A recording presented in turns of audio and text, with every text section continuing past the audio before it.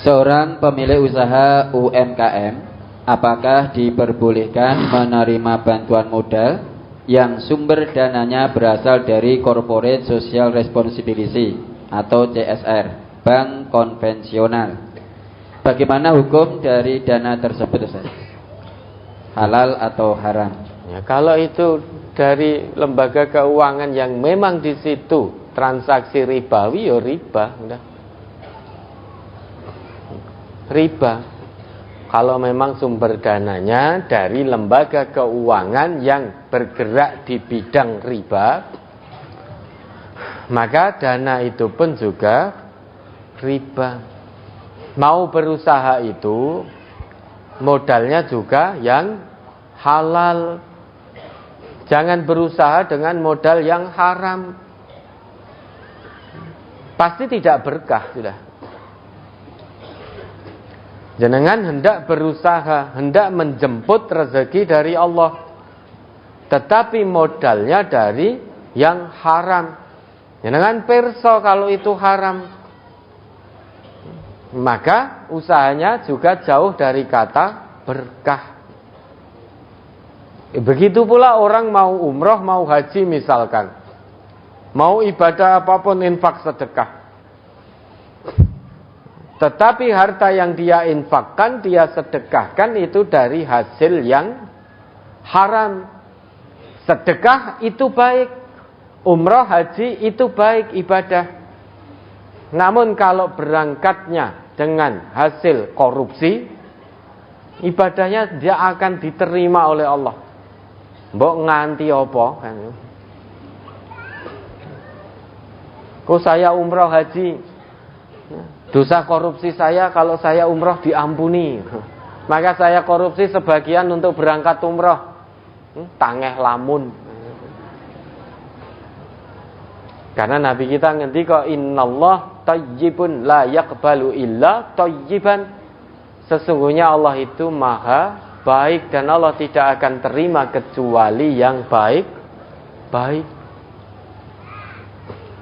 Maka uang hasil korupsi digunakan untuk membangun masjid, dia tidak akan dapat pahala. Dosanya juga tidak akan diampuni kalau tidak tobat. Ya sudah, sekarang korupsi dulu, habis itu tobat. Ketika korupsi mati sudah.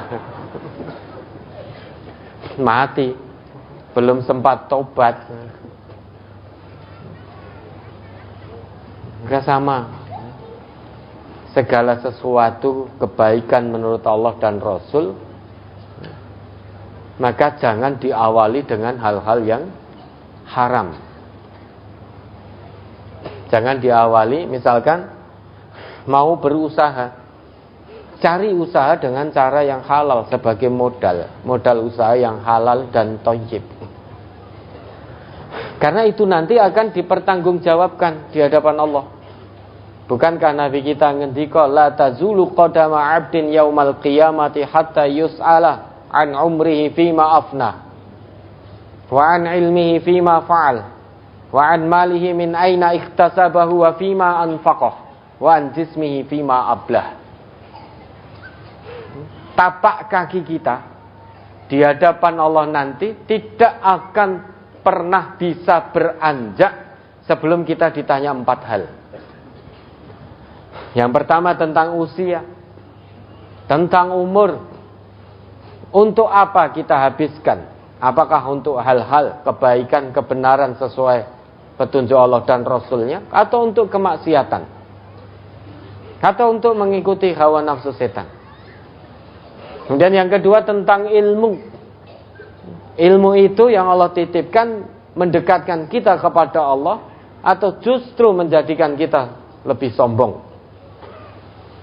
Gelar akademik yang Allah titipkan, apakah menjadikan kita semakin tawadhu, semakin rendah hati, sehingga menganut falsafah padi itu, atau justru kita semakin sombong, dongak ke atas?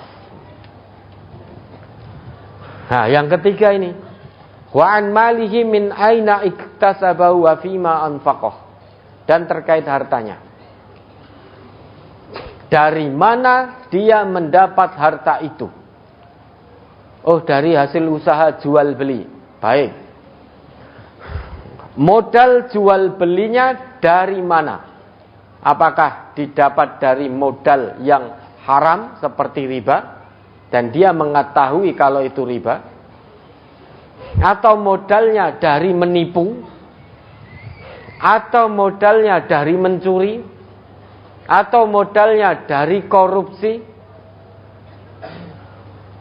Kalau ternyata modalnya dari korupsi, dari riba, dari mencuri, dan kita tahu, maka pertanyaan pertama terkait harta saja sudah tidak lulus.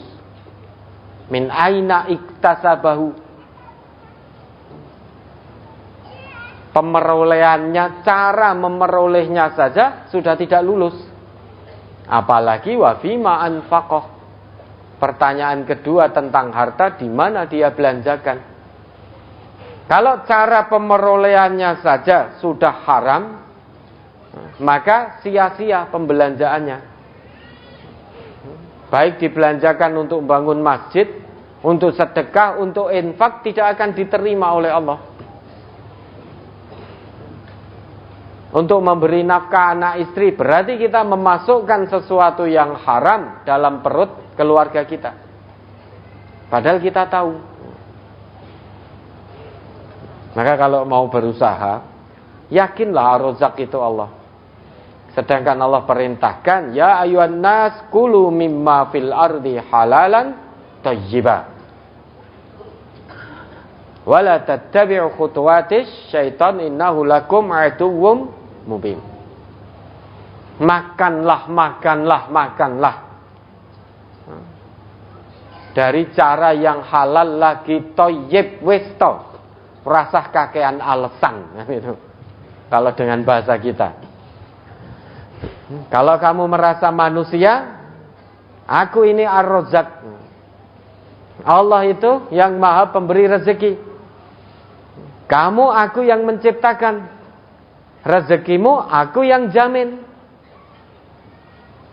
Maka makanlah. Makanlah yang halal lagi baik. Halal zatnya, baik cara pemerolehannya. Apapun kondisimu, tetap makan dari yang halal. Tetap makan dari cara pemerolehan yang thayyib. Apapun kondisimu. Bahkan kalau harus terpaksa semuanya haram, yang halal tinggal satu akar pepohonan, itu yang kamu makan. Semuanya sudah haram semua. Tidak ada yang halal kecuali hanya akar pepohonan. Maka itu yang kamu makan. Jangan gadekan akidah ini. Jangan kepingin gebiarnya dunia. Pengen makan ini, makan itu, padahal orang duwe. Maka dengan korupsi, dengan maling, dengan ngapusi, dengan ngerampok, garong, dan lain sebagainya, mencuri. Pengen punya mobil. Tetapi dibeli dari hasil mencuri. Dibeli dari hasil korupsi. Pengen punya rumah. Dibeli dari hasil yang haram. Bisa dipastikan rumahnya tidak berkah. Mobilnya tidak berkah. Senang hanya sementara waktu, datang azab dari Allah, mati sia-sia, sampai di hadapan Allah, seret masuk neraka. Nah, kalau mau usaha, diawali dengan modal yang halal. Itu yang akan mendatangkan berkah. Kalau sudah modalnya haram, dan kita tahu memang itu betul-betul hasil dari yang haram, jangan harapkan berkah dari Allah. Karena syarat untuk dapat berkah dari Allah itu apa? Iman dan takwa. Walau anna ahlal qura amanu wattaqau la fatahna alaihim barakatim minas sama'i wal ard. Al-A'raf 96 itu. Walakin kadzabu fa akhadnahum bima kanu yaksibun. Ini kata Allah, bukan saya yang mengatakan.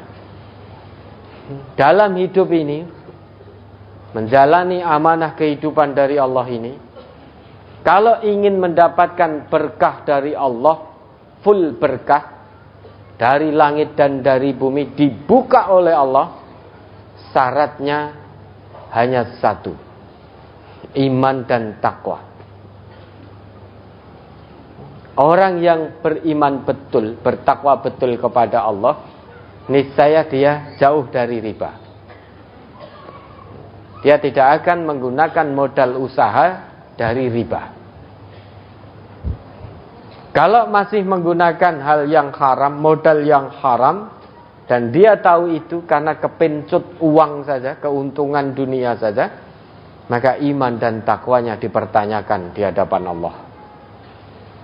Dengan kata lain, usaha yang modalnya dari cara haram mustahil mendapatkan berkah dari Allah. Ya, ada lagi.